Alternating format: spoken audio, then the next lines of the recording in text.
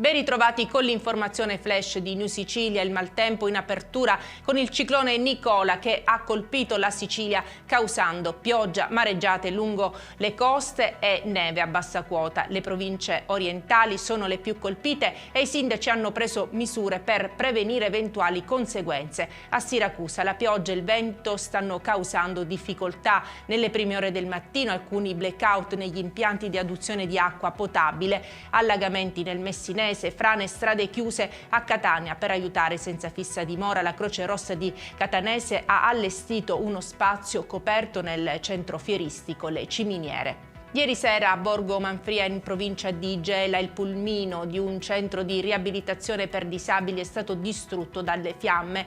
Altri 2 furgoni dell'associazione utilizzati per il trasporto dei pazienti sono stati danneggiati. La polizia e i vigili del fuoco sono intervenuti sul posto e dopo aver spento il fuoco hanno effettuato un sopralluogo che ha confermato la natura dolosa dell'incendio. Indagini sono in corso per risalire ai responsabili. Aveva allestito una serra indoor per la coltivazione di canapa indiana. I carabinieri della compagnia di Catania Piazza Dante hanno arrestato una donna incensurata di 48 anni per produzione e detenzione di droga a scopo di spaccio.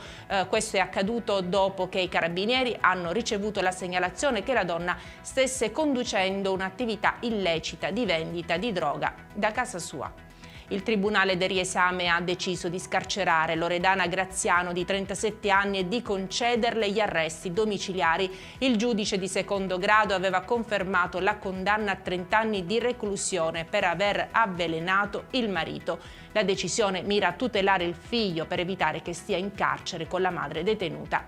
E con questa notizia per adesso è tutto, grazie per averci seguito e arrivederci.